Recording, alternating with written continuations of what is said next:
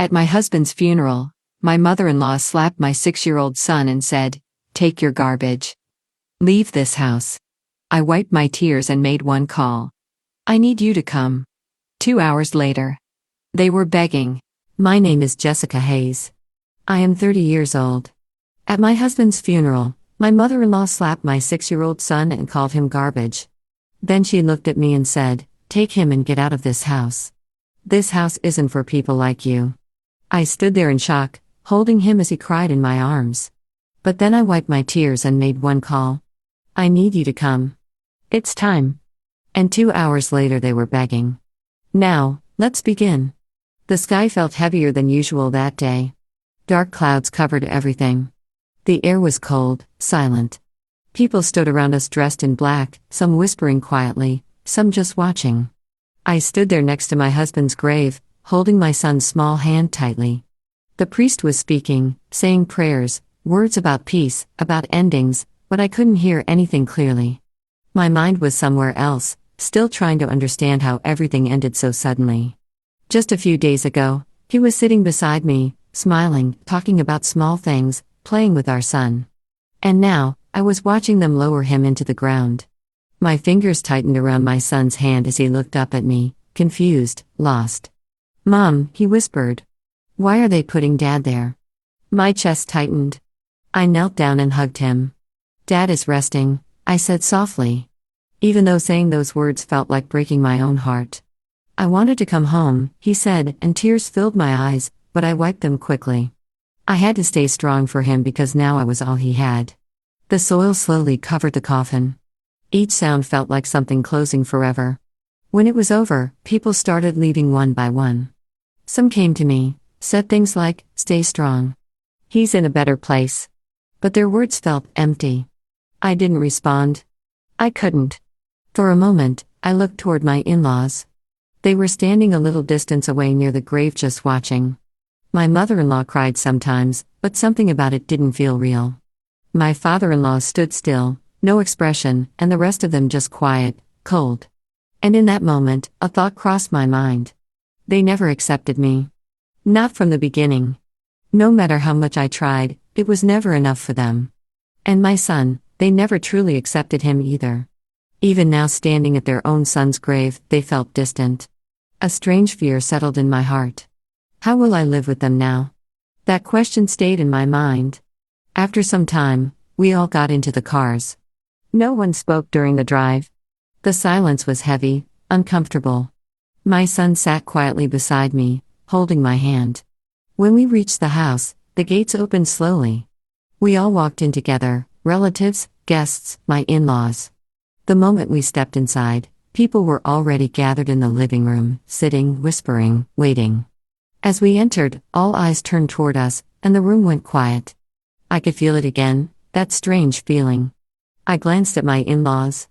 They were just a few steps ahead of me, walking inside like nothing had happened. No tears, no emotion. Their faces cold, unreadable. I tried to ignore it. This is not the time, I told myself. I just needed to get through this. My son slowly looked around. Then his eyes stopped at something, a photo. It was my husband's picture placed on a table decorated with flowers. He slowly walked toward it. I didn't stop him. He stood in front of the picture, looking at it quietly. Then he reached out his small hand and picked it up. "Dad," he whispered softly. My heart started to ache again, but before I could move, the frame slipped from his hand and fell. Crash! The glass shattered across the floor. The sound echoed in the entire room. Everything went silent. My son stepped back, shocked, scared, his eyes filled with tears. "I'm sorry," he said softly. And then, slap. The sound hit harder than anything else. His small face turned to the side. For a moment, I couldn't move. I couldn't breathe. I slowly looked up and saw her. My mother-in-law, standing in front of him, her face filled with anger. My son held his cheek, tears rolling down his face, and the entire room stood frozen. No one moved. No one spoke. For a moment, I couldn't even breathe. Then suddenly something inside me snapped. I rushed toward him, pulled him into my arms. It's okay, I whispered. Even though my own voice was shaking, I looked at his face. That small red mark on his cheek burned into my heart. Slowly, I lifted my eyes and looked at her. "Why did you slap him?" I asked, my voice low but trembling. "He's just a child." She didn't hesitate, didn't feel guilty, didn't even look away. "He's garbage," she said coldly. For a second, I thought I heard wrong. "What?" I whispered. "He ruined my son's life," she continued, her voice sharp, harsh. My grip tightened around my child. "How can you say that?" I said, tears filling my eyes. "He's your grandson." Before she could reply, another voice came. "She's right." I turned. My sister-in-law stepped forward, arms crossed, face filled with arrogance. "You brought nothing but bad luck," she said. My heart sank deeper. "I always knew this would happen," she continued. "The moment you entered this house, everything started falling apart." Tears rolled down my face. "I trusted you," I said softly. "I thought you were my family," she laughed, a cold, mocking laugh. "Family," she said. "Don't insult that word." The room filled with murmurs. People started whispering, watching, enjoying the scene. And then my father-in-law stepped forward. His presence made the room even quieter. "Oh, please," he said, his voice calm, but filled with contempt. "We made a mistake bringing you into this house." Each word hit like a blade. "We cannot accept a middle-class woman in our family." Some people in the room started laughing softly. I stood there frozen, holding my crying son, humiliated in front of everyone. My son buried his face into my chest. "Mom, I'm sorry," he whispered. That broke me completely. No, it's not your fault," I said quickly, tears falling uncontrollably now. But they didn't stop. They continued. Insults, accusations, cold words. "You brought nothing here. You were never one of us. You and your son are just a burden." Minutes passed, but it felt like hours. No one defended me. No one spoke for us. They just watched and laughed. My heart felt like it was being crushed. But slowly that pain started changing into something else, something colder, something stronger. I wiped my tears carefully, slowly. And for the first time, I looked at them without fear, without begging, just calm. "Are you done?" I asked quietly. They stopped, surprised. My mother-in-law looked at me with anger. "Pack your things," she said. "Leave this house." My father-in-law added, "There's no place for beggars here." Silence filled the room again. I looked around at every face, every person who stood there watching my humiliation.